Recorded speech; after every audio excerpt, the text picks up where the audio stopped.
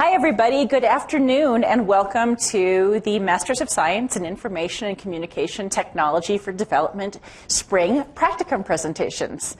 It's a bit of a mouthful, but we have three amazing presentations this afternoon for you, and then please stay afterwards for some cupcakes and conversation with our three graduating master's students who will be giving their presentations today.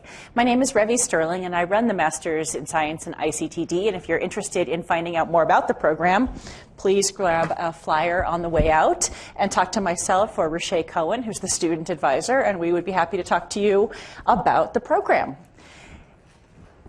So first, I'm trying to think of when I first met Aaron, but back when he was an undergrad and we recruited him into the program. But Aaron Vimont will be first today, and he did his practicum with the National Center for Women in IT. And then we will hear from Alexis Wagnon, who worked with the Institute for Social and Environmental Transition.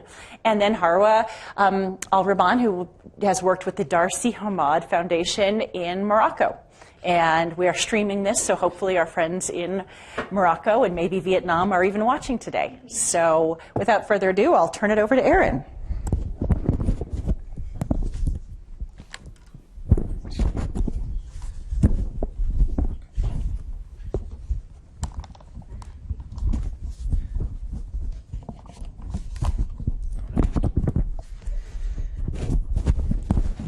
Okay, thank you, Revi. As Revi said, my name is Aaron Vimont, and I did my practicum this semester with the National Center for Women in Information Technology, and I focused on educational technology for my project. So before I jump into what I did for my project, I'll give you a little bit of background. Myself and many of the other students, when they come to this program, they end up asking the question, where should I go for my practicum? And they ask this from the very start of the program, and I was no different. I was very concerned about it. It's this long semester project that we have at the very end. It's the culmination of everything that we've learned. And before I had come to the program, I had spent some time abroad. I was lucky enough to go to Eastern Europe and spend a little bit of time in Africa and really get a feel for other areas around the world. And I also had done an internship in Washington, D.C. during my experience here, and I was able to get a little bit of experience with the policy side of information and communication technologies for development. And as I was going through the program and doing some of these incredible things, I solidified two passions that I have. The first of which is educational technology. And my interest in educational technology began when I was a computer science undergraduate student. And I saw that technology is a really important component of our lives, but we struggle to use it effectively in education. And so I was kind of hoping to find a way that we could take this fun and entertainment side of technology and apply that to education. And it's very difficult to do that, but that's something that I've grown to have a stronger and stronger interest in as I've gone through the program. And the second passion that I really developed was a passion for women in information technology. And as I had gone through the computer science program, I had seen the gender inequality that was prevalent. And I had also done some time working professionally outside in computer science related fields, and I saw there too it's again very male dominated. And I wouldn't say the atmosphere is chauvinistic or anything like that, but it's not very friendly for women. And so I ended up realizing that encouraging women to join this field is a really important aspect of changing this dynamic. But that's only half the challenge. The other half of the challenge is wanting to change the male perspective as well. So trying to encourage men to encourage women to join the field. And we're going to start that as early on as we possibly can. So while I was thinking about my practicum, I decided I kind of wanted to design my own project around those two passions that I had. And I wasn't sure if I wanted to do an educational game. I was lucky enough to take an educational game design course last semester, and that really helped bolster my interest in educational games, and even more so with just educational technology. And we were able to answer some questions about how can educational technology be built, how can it be utilized, and why is it so difficult to make? Why is it so difficult to be effective? And I also really wanted to incorporate women in information technology, or maybe more broadly, women in STEM, STEM being science, technology, engineering, and mathematics. I wanted to be able to incorporate women in STEM into my project in some way. While I've been doing my master's degree here, I've also been taking classes to complete a certificate in women and gender studies. And while I've been taking these classes, it's really helped me improve my understanding of some of the struggles that women face around the world. And I took a class in global feminism, and wrote a paper about women in STEM on more of a global scale to see how other countries handle women in STEM, to see what kind of courses and what kind of things they offer. And that helped give me a really good background for this practicum. And so as I determined what I wanted to do, I was asking who should I work with. And from personal experience, I knew about the National Center for Women in Information Technology, which is actually right here in the Atlas building. It was established 10 years ago, and they have this goal of kind of correcting the imbalance that is prevalent throughout the field of IT. They want to bring more women into that field. And so they provide very well researched and very well respected documentation on techniques to actually do that. So they help other companies, they help educational institutions improve their numbers when it comes to women in the field of IT. And I think the best thing that I got from the National Center for Women in IT was a group of individuals who are really passionate about the work that they do. They all really care about women in IT, and they're fighting to kind of to improve that statistics, improve the statistics there. And I got a lot of great leadership, some really great contacts, and just kind of a fun atmosphere to work in.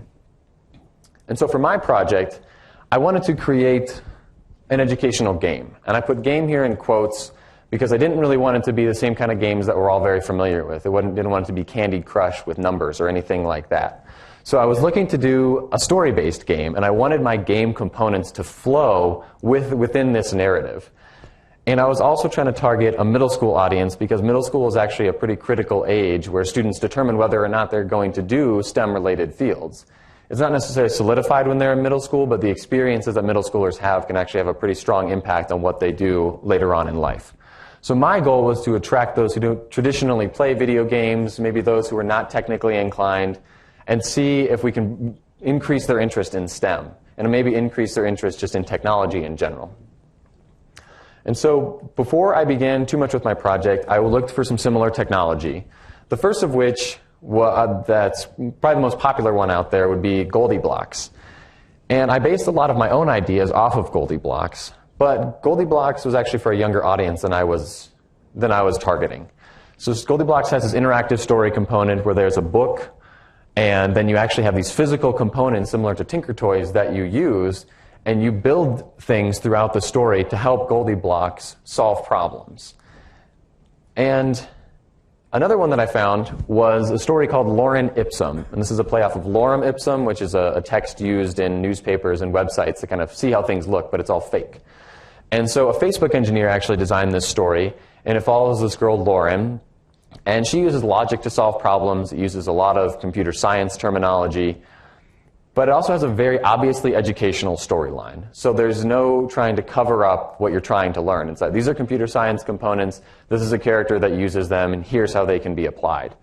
And this also has no interactive component, it's just a story. There's pictures and you can see the characters, but there's nothing actually to it beyond the story itself. And a little bit of an older example of educational technology would be Zoombinis. Some of you may be familiar with it. It's from the 90s, so it's ancient. And there's a lot of puzzles and logic-solving problems throughout this thing, and it's all on the computer. And you follow the story of the Zoombinis, and you help them on their journey. So while I was doing my project, I saw that, yes, this technology existed out there, but it didn't actually do what I wanted it to do. I was looking for something a little bit different. And so I kind of started from the beginning. And the first step of that was to write a story. And the first step of writing a story would be creating a character. And this was a pretty critical component for me. So I had to ask questions such as, how old should she be? What is her ethnicity? Where does she live? And what is her life like? Because for me, it was important not to steer the reader in a particular direction. I had decided on a female character, but I wanted the reader to be able to make up their own mind about her. And so after some deliberation, I came up with the character of Sophia. Now, Sophia is actually the Greek word for wisdom, and it's also the Gnostic goddess of wisdom, and I really liked that idea. I thought that was a really strong starting point to say that this is a character who already is wise, maybe beyond her years.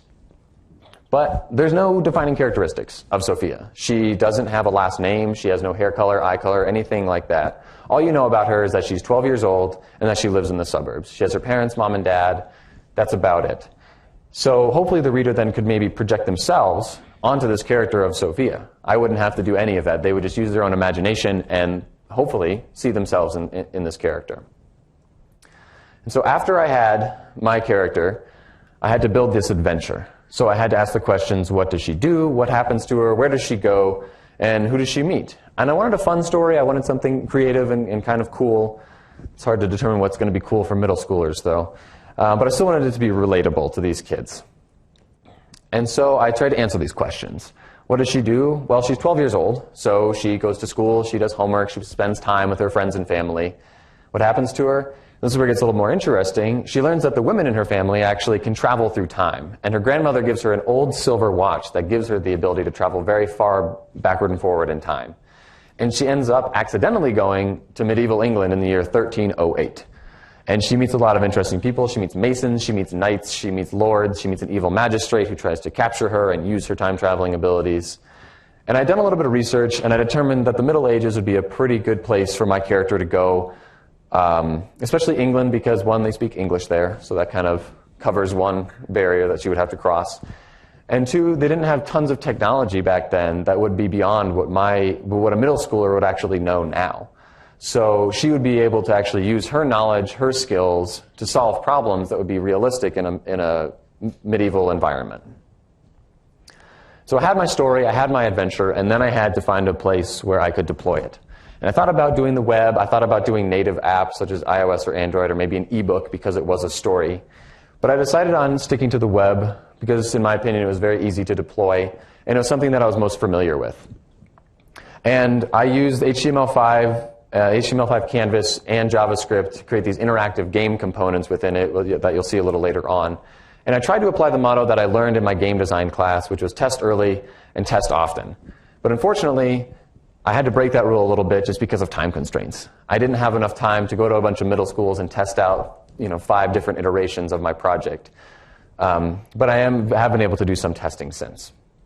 So after 36,000 words in my story and 3,200 lines of code for the website and a couple of lost weekends, many, many lost weekends, I had adventuresofsophia.com. It's a real website. You can go to it if you want to. And the story name is Sophia and the Silver Watch. This is the screen that you first come to. It just gives you a few simple options where you can either begin the story or you can continue reading. Also have an option to take a survey, which I'll explain a little bit later on. And here's an example of what the user interface looks like. It's just a book. You click on it and it opens up and you have text. You have your 2 pages that you can do and you click through and the text changes as you go along. And there's also just a few other features to improve the website a little bit. You have a table of contents if you need to jump around to different chapters or anything like that. There's also a button there at the bottom to take a survey about the website. And then I also have these interactive components that I explained earlier that try to really flow with I try to have these really flow with the story. So in this example, Sophia was captured and she needs to escape. And so in order to do that, she needs to build a lever to pry the bars up. So she uses the stone that you can see and uses the board from the bench and pries the bars and actually breaks them, and then she can break free. I also tried to develop it as best I could in a mobile environment. I didn't create a mobile app or anything like that, but it does work pretty well on an iPad. I tested it. The only thing that changes is that you have a single page view instead of a double page view. And this also has access to the same things you have on the site. This is an example of this resource of some resources that I came up with to share with the students if they had any questions or if they had an interest in learning a little bit more about what we did throughout the story. So there's a couple simple machines mostly that she uses. And these links go straight to some websites that actually have some fun and interesting facts about those and some interactive components as well. So once I had everything made, I had to distribute my website. And for this, I relied heavily on Ruth Farmer at NCWIT. She has an incredible network of parents and teachers that she was able to tap into and send out an email with a link and a code to access the website. And so that way I could actually get some people playing it and get some user feedback. And for that feedback, I developed a survey, and I got some help from Dr. Wendy Dubow, who is what we call the NCWIT survey master, because she has done so many surveys, she knows them backward and forward, and she also is very used to a middle school audience. So she gave me some really great insight into what I could do, what I could and could not do for this survey. And like you saw before, I added some links so that users could get to it, and I'm mostly gathering information about the user experience. whether the people could read the story, if they could use the interactive pieces, if they liked the story, if they liked the characters. But I'm not gathering any other personal information beyond the age range, roughly, and their gender. I just want to know a little bit who's using the site, but I don't want to get too personal. And I've also been using Google Analytics on the website to see how many people have visited the site, where they're clicking, and those kinds of things, how much time they're spending on each page. And so with this, I'm trying to answer some questions. So who is using the site? Am I reaching this target audience that I'm looking for? I'm looking for middle schoolers. Middle school girls would be the best. Do they even like the story? Do they like the character of Sophia? Or is it just quote-unquote gamers who are using the site? Is it people who are really comfortable using computers? Or are there some other people who have taken an interest in it and are now doing something new that they haven't done before? And so with that, I have some work left to do. I have about a month left in the semester, and I'm going to do as much testing as I possibly can in that amount of time. I'm hoping to do some face-to-face testing with some students at a middle school here at a middle school in the coming weeks. I also want to go through my survey results as best I can. I have a couple survey results so far. I launched the site about a week ago, and I've had a fair amount of visitors and a couple of responses to the survey, so I'm really hoping to get some more before I end up writing a lot more for writing a paper about my experience that I've had here this semester. So with that, I do want to say thank you to Revi and also to Riche, especially for the work that you've put in for all of us and for your experience and guidance and things like that. I also want to thank Jill Dupre for some of the opportunities that you've given all of us here, and other people at Atlas too. The Atlas environment has been really welcoming and really great for all of us. And I want to thank Ruth Farmer and Dr. Wendy DeBow at NCWIT for their support and their help. And if anyone's interested in going to the website, you can go to adventuresofsophia.com. The code is Sophia2014, and you can go to it and play around. Answer the survey if you want to. I think that would be great to get some feedback. You just have to mark that you're not in middle school. And yes, so thank you all very much.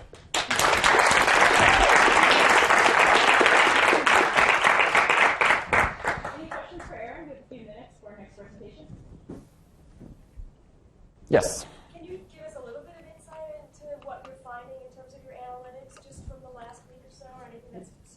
Sure. I wouldn't say I've had any surprises. From what I've gotten, I've had some pretty positive feedback, which is good. They like the story and they like the character. Because the story's long, people don't necessarily finish everything before, so that's a little bit disappointing. I'd really like people to read through the whole story.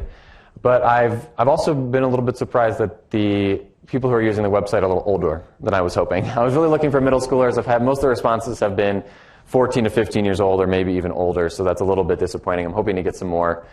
And people have had some really great suggestions, some things that didn't work or were unintuitive. And that's the main thing that I'm looking for, is to see, as far as the user experience goes, to see what wasn't working.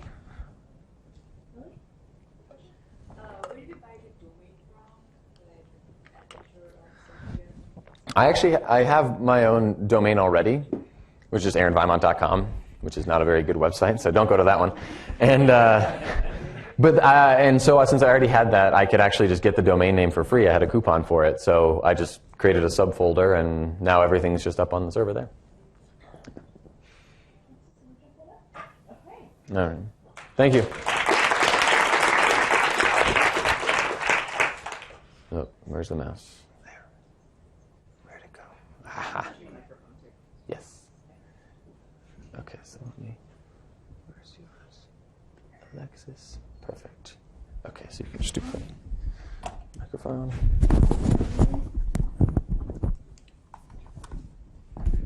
So you should play. Okay, cool. Thank you. Hello? Okay. Let me get this going. Perfect. So, hi everyone. My name is Alexis Wagnon, and my practicum covered climate change in Southeast Asia, more specifically communication strategies for project promotion. A quick background on me. So I come from a marketing and communications background from Texas A&M University. I also come from a very non-technical background. So when I started this program, I was really looking for some technical skills and to kind of gain that tech skill background. My environmental initiatives, I have passion for the environment. I really enjoy volunteering for environmental organizations and conservation centers. And once I became a part of this program, I really was seeking an outlet where development and communications could come together and what that kind of looked like. which brought me to my practicum with ISET. It's the Institute for Social and Environmental Transition. They really focus on climate change and urbanization and use applied research for understanding social and environmental change processes. Some of their projects include adaptation and resilience, water resource management, and disaster risk management. They do some of their work in Southeast Asia, which, as you can see, is very vulnerable to climate change. They're under threat from rising temperatures, increase in flooding, and typhoons. ISET really has offices and projects in Thailand and Vietnam, but they also work in Nepal, Pakistan, and India. So ISET's needs. ISET was kind of in a transitional state. When we partnered up, they needed kind of a makeover, a redesign, a rebranding. They were doing really amazing work and some awesome projects, but they really weren't reaching their target audience and their desired audience, so they were looking for more efficient communications and outreach. They developed 3 strategy phases that kind of helped them develop brand awareness, core audiences and key messages, and measure, monitor, and increase online engagement. So I kind of came on board during the 3rd step, which was great because my background in communications and marketing, and then my skills from the Atlas program of development and technology. So we established 4 practicum goals. 1 was dissemination and promotion, 2, communication engagement, 3, website migration, and 4, on-site communications. So for goal number 1, dissemination and promotion, this was one of the major projects that were being launched during my time at ISET. It's the Sheltering from a Gathering Storm. This is a 2-year case study. And a little bit of background on that, shelter design is one of the most influential factors in the loss of life and loss of assets during a climate disaster, which is also really high cost for governments, NGOs, and private sectors that are all involved in the post-disaster recovery. So this case study kind of gathered information on the cost and benefits of resilient design shelters, and also brought realization to changes that need to be made in marginalized populations in order for them to be resilient for future disasters. So I really helped with this case study in disseminating some of their information, really promoting some of their messages, finding their key messages, and promoting their results from this project. So even though this project didn't have a huge technical component, I really feel like I brought in that technical combination with disseminating their information. So this kind of gives an example of where the project was based and what issues they were working on. For example, temperature resilience in Pakistan. Pakistan, increasing temperatures are impacting the entire country. They're claiming lots of lives, damaging lots of crops. So constructing shelters with resilience in mind could help create a space to have relief from that heat. And flood resilience in India. So in Gorakhpur, India, climate change is really intensifying the rainfall in the city, and at the same time, the city is really expanding at a rapid rate and developing into the floodplain areas. So the city is going to have to find a way to really manage the growth and the waterlogging issues that they're having. And ISET thinks that they can really do this with urban resilience planning. And then typhoon resilience in Vietnam. So Da Nang, Vietnam is prone to really strong winds and heavy rainfalls. And those lead to really heavy flooding in the city, and especially on the outskirts of the city. Typhoons can create massive disasters. So in 2013, Typhoon Nari hit the coast, damaged a lot of homes, injured a lot of people, and roofs were completely blown off. So considering constructing storm resilient housing can really save assets and lives. So moving to goal number 2, communication engagement. This was probably one of my favorite parts of the practicum because this is really close to my heart. I really enjoy online communications. It's kind of a passion of mine. And so I picked 3 different outlets, LinkedIn, Facebook, and Twitter, to kind of tackle. All 3 of these pages existed when I came to ISET, but they weren't being utilized. They weren't being used at all. So I really found this as an opportunity to monitor the engagement and from the beginning of the practicum. So LinkedIn saw a 9% increase since January, and the chart shows just how many people were visiting our page. Facebook saw a 13% increase, and the chart also shows how many people were watching our posts on a daily basis since January. And Twitter saw a 43% increase in followers. And again, this was just done by using creative messages, really finding key messages in the dissemination and the case studies, using visual aids, and just really finding a way to generate conversation on these outlets. So goal number 3 for the practicum was website migration. So like I said, website was kind of in a redesign phase. They were really looking to have a facelift. So they were redoing their entire website. And my job was just to coordinate and organize the content management. So moving content from the old page to the new page. And I also created abstracts for 100 plus of their publications that they didn't already have. And I also was able to design new publication pages. Well, this was kind of fun because this was up to my discretion on how to help promote their publication pages and their products. So I really wanted to include visual aids, some abstracts, who the funders were for the projects, the citations, and really kind of include a download and preview features. Goal number 4 was on-site communications. This was such an amazing opportunity. I actually got to go abroad with ISET, and we went to Da Nang, Vietnam, Hue, Vietnam, and Hanoi, Vietnam, and Bangkok and Udon, Thailand.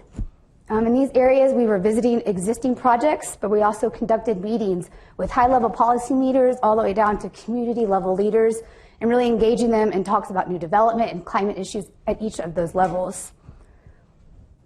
And my core role during this time was to document and really capture ISET's development improvements in their projects that they were doing in the field, not only for the use of their current projects, but hopefully to attract new donors and hopefully for future projects. So these policy meetings, these were hosted by ISET for discussions and workshops conducted to bring attention to climate change issues and introduce practical problems.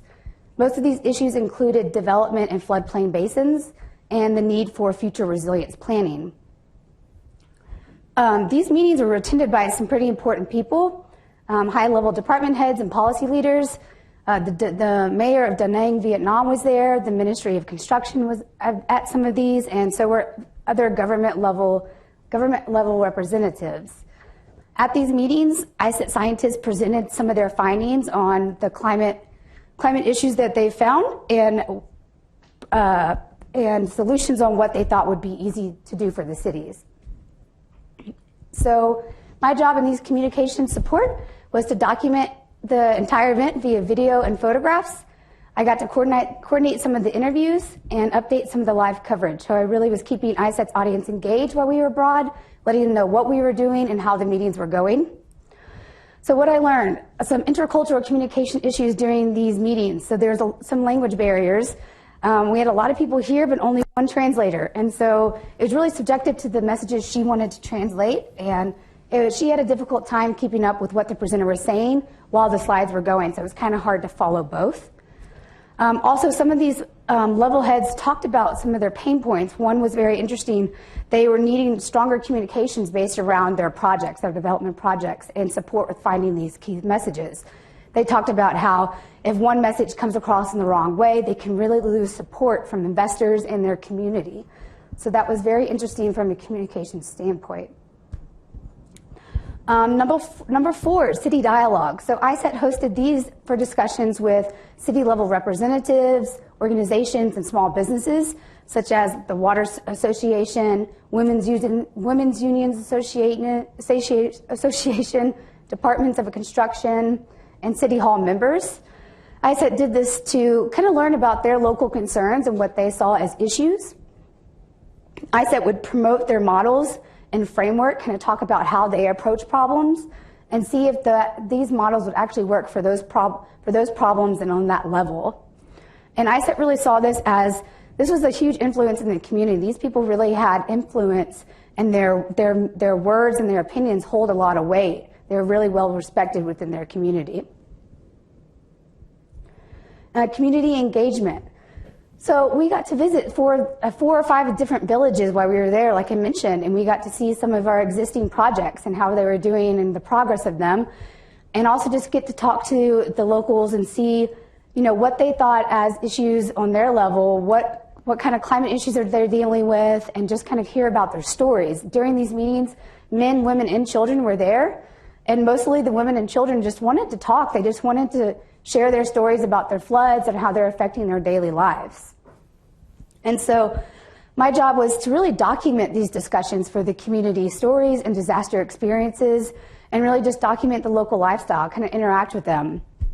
And so what I learned is that if they used a lot of effective communication tools, and almost every single one of these villages, even though they're in 2 different countries, they had these hand-drawn maps, like massive maps that they would use to point out how their community, what the community looked like, where the floods were going, and what areas were prone to disasters. So I thought that was really interesting. I also realized that it's so important to have good relationship with these local villagers and where you're having your project, because ISET was so deeply involved in really listening to them and learning about their knowledge and hearing their stories, even if it was like 3-4 hours. They really wanted to hear everybody's story that wanted to share. So outcomes. So outcomes from my program, outcomes from my practicum, the knowledge of how and why development projects fail, what development should look like. So my key role at ISET was to promote their publications, to really find their key messages, and knowing that what good development looks like, what the practices are used, really helped me to identify that work within ISET's research and turn that into successful messaging. And I really feel like this came out of our case studies classes. We talked about so many different projects, the good versus the bad, why some failed, why some didn't. So this really gave me an overall idea of what good development looks like. And then the bottom-up perspective. I had no idea what this was before I joined the program. I had never even heard of the concept. So the importance of working with the local knowledge and really using their perspective in your project. ISET really did this.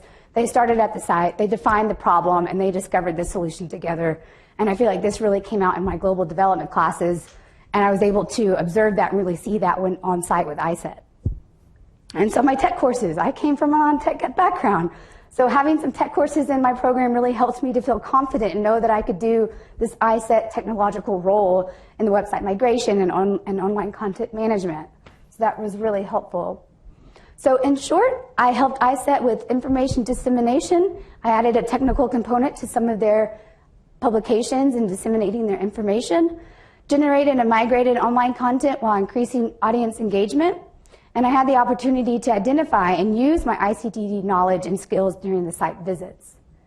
So overall, this was such an amazing experience. It was really awesome to be able to be on the field and in site with ISET and really seeing where their projects, where they come into people's daily lives and how they affect them. And people were very happy, and I know that ISET's project had something to do with that. So I just want to thank Atlas for this awesome opportunity and everything you've done for me during this program.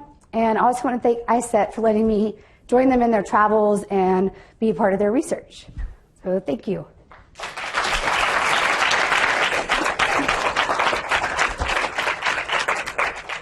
Any questions? Yes.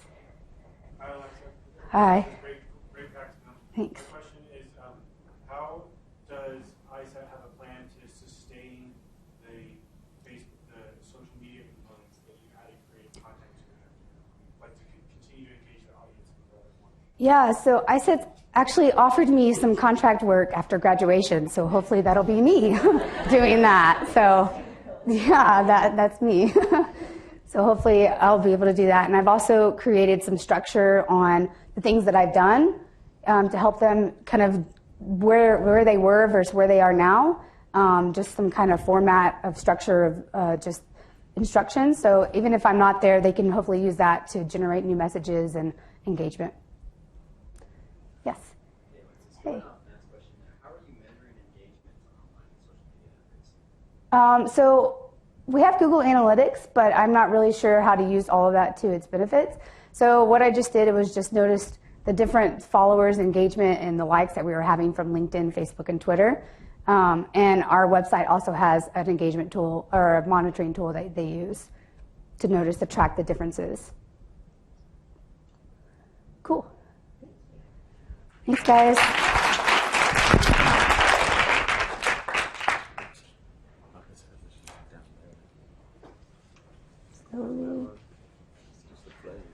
Okay, let me give you this. It's a little complicated.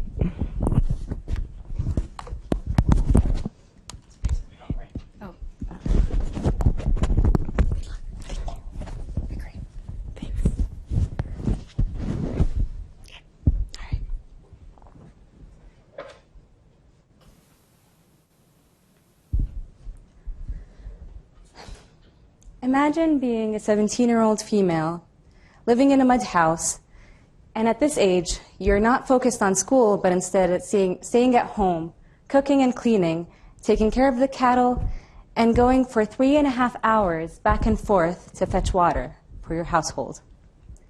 This is Hafida, and this is how her life and all the women around her looks like. Ladies and gentlemen, today I'm going to talk to you about my journey in Morocco. So probably most of you have seen ICTD pictures that looked like this. Everyone is engaged, everyone's happy, but it rarely is the case. So this was on a field trip, or a field day. We were up the mountain trying to extract data for weather, and we used a dongle and a laptop and spent over an hour just trying to find the signal. So we used the clothesline, we climbed the net, we went on top of the peak to just find that signal, and with no luck. What I'm trying to say here is that ICTD has a major component of unpredictability and trial and error. And to be as a field researcher, you have to keep that in mind and be prepared for everything and anything that might happen. So I worked with Dar Si-Hmad for development and education and culture. They have a lot of projects in water education, language teaching, mobile technology teaching, but one of their biggest projects is the fog harvesting project. So remember Hafida. She lives in one of the villages, the 7 villages in the outskirts of Sidi Ifni, which is a coastal city in southwest Morocco, where water is really scarce. The average consumption of a person living in the village is 7 liters per day, where compared with an average person living in America, it's 666 liters per day.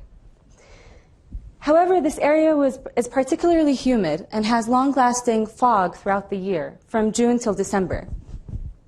And Dar Si-Hmad found an opportunity in this by collecting the fog water using specialized nets. This is how the nets look like. So Dar Si-Hmad launched the first pilot project in Africa for fog collection. It extends for 7 kilometers, starting from Mount Bout Mesquita until Agniahia, which is the last village in the area. The system is estimated to deliver to from 400 to 500 people in 5 communities, and 2 rural schools, as well as 1 madrasa. So where does ICTD fall in this project? We have 3 main stakeholders that need to communicate well in order for this project or the water system to run smoothly. We have Dar Si-Hmad and the women in the communities.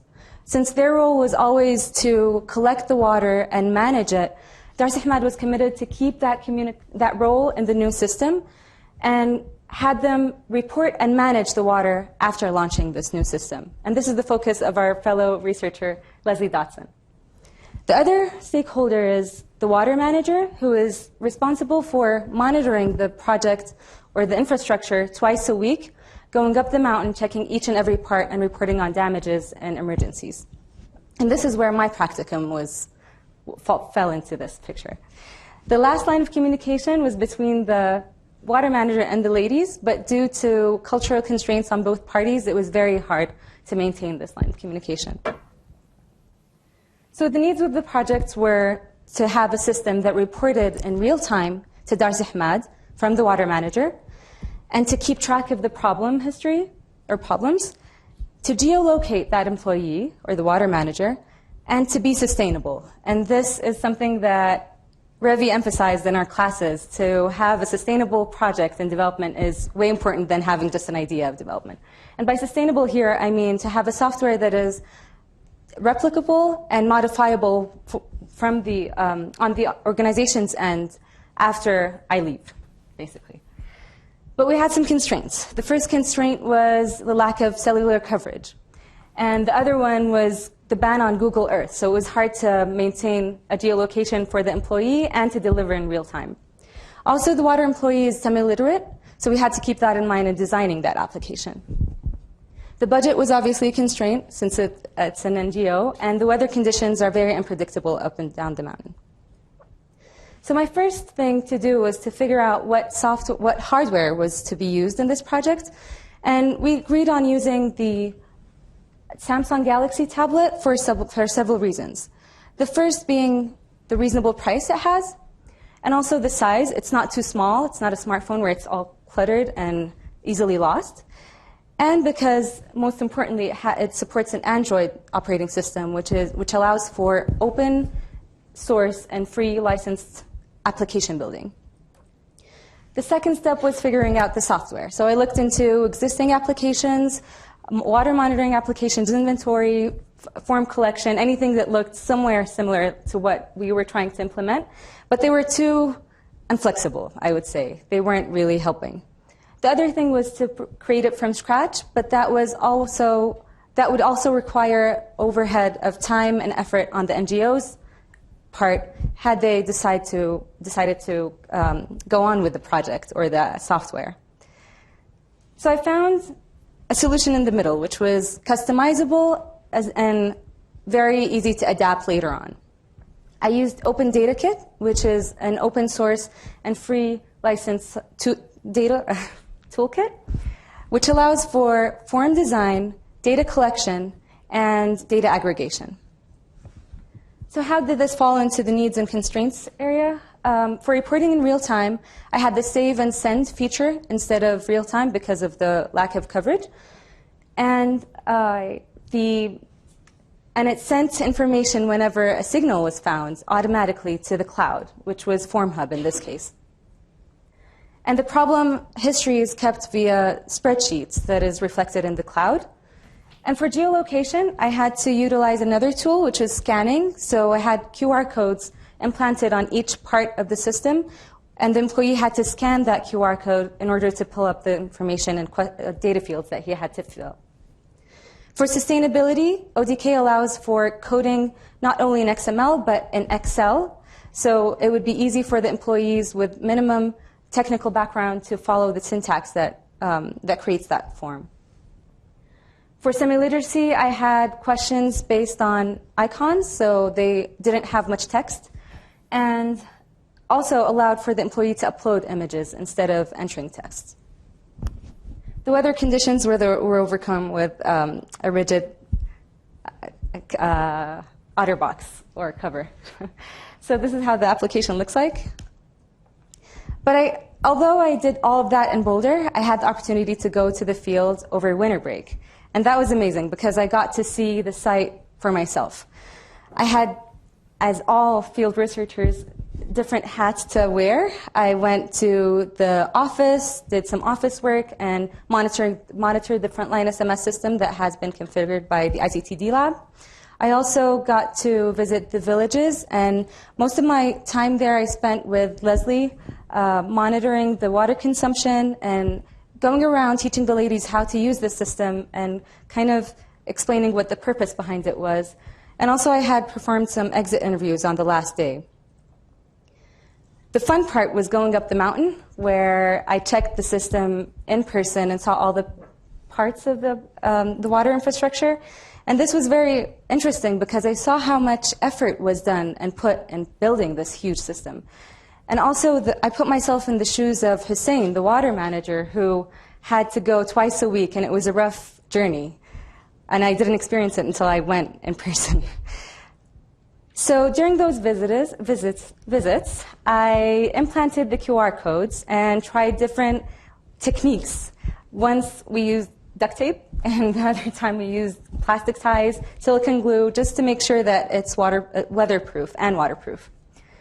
And during that time, I conducted some mini usability tests with Hussein to make sure that the system is used the proper way and if there is anything that needed to be changed. And after visiting the site and interacting with Hussein, I changed the application a couple of times because it's different to see it in person and to see it on a map. So now I have two versions of it, one that has thorough reporting for Dar Si-Hmad, and the other one is more user-friendly for the water manager. However, they're still subject to change. So what prepared me for all of this? I have to emphasize on the importance of the courses that we had in this program. The ICTD lab was specifically important in preparing us to translate those NGO needs to technical solutions. And it also sets our expectations and makes it really realistic for us to go into the field and know what's going to happen, or at least have an idea. Also, case studies were really important because it made us think critically instead of just focusing on the happy story at the end. And fieldwork methods was really a practical guide for us to take into the field, and especially in interviews. That was really helpful. And also partnering with a PhD student was specifically important for me because I got a rich knowledge transfer from Leslie, and I had a more holistic view on what the field would look like when I went. So where to go from here? This project has a lot to work on. We can still monitor and evaluate the tablet tracker, whether it's used properly or not, and to collect the data and analyze it.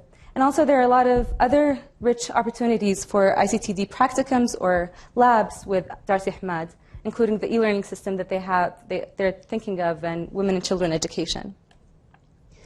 Lessons learned. I've learned a lot of lessons, but I'm going to focus on 3. The first one is failing is learning, and this is something that Jamila told me on the first meeting we had with her. She's the CEO of Dar Si-Hmad. And this kept me at ease, taking things easily when I was tempted not to. Also, expect messiness and embrace it. I think this was particularly important for me. When on the last day in the field, I was planning on, I had this neat idea of like having one of the girls to translate for me instead of one of the local girls to translate instead of having an outside translator, because that was going to involve her and like make the ladies feel more comfortable and stuff. But it turned out to be kind of chaotic. And the third thing is, well, this quote I really like: to have another language is to possess a second soul. And I was very anxious before going to the field because I only spoke Arabic and their first language is Berber. And when I first got there, we met Hafida and we just hit it off instantly. And she was speaking to me in a Syrian dialect, which was interesting because it has nothing to do with Moroccan Arabic or Berber. And then I later knew that they had electricity, although they didn't have water. And the younger generation of the females especially were highly influenced by cable.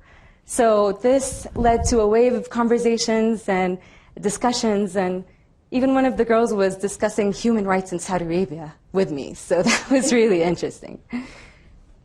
And that's it. Thank you so much. I just want to thank Revi and Roche for your amazing mentorship and support throughout this program, and Leslie for your great guidance.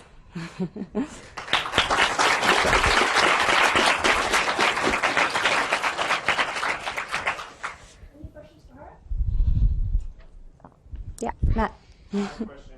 It's a really cool project. Thank you. I think the use of the QR codes as a visual thing is really neat. Thank you. You mentioned in an earlier slide that there was a ban on Google Earth. Mm-hmm. I was wondering how that impacted your project and how you were going to, if you were going to use like an assisted GPS, like why you would use that technology or another kind of GPS. I think Google Maps was there, but not Google Earth for some reason. I'm not sure. I think it's a government thing, but I didn't utilize it because the lack of cellular coverage was already there, so I discarded it from the start. But maybe there are other GPS systems that they're using that I didn't know of at the time before I went. So, thanks for your question. So, fascinating. Thank you. I'm curious, and now might not be the time to answer the question, but what problem is this an instance of? So once you've got lessons learned from this thing, maybe there's lots of other occasions where these same ideas could be put in place. So this is not just a single solution to a single problem, Right. but a much more general set of things to do. And I don't have the experience to know what those might be, but it's really interesting to think about. You mean other solutions in this kind of situation? This kind of solution to other problems, not water, not this particular case, this particular people, but something taking place somewhere else entirely across the globe with a different set of specifics, but still the same insights that you've used to develop this thing. Well, let's hope. I'd really like to see that. It's clear that there is, and that would be That's my great. next step in this project, to say what problem is this an instance of that this solution solves. Yeah, keep that in mind. Thank you. Thank you so much. Thank you. Thanks. won't wear this again, but I just want to say thank you again to Erin and Alexis and Hawra for all your amazing work this spring. We're very proud of you. And I also want to highlight some of our Atlas events that are coming up. A very cool talk next Monday on drones, war, and privacy, and a all-day Kickstarter workshop on the 12th of April. So please grab one of these. Please join us for cupcakes and water. We didn't want to add to, exactly. We're going to try to hydrate you after your sugar rush. Thank you very much for coming, and let's give one more round of applause to our incredible students.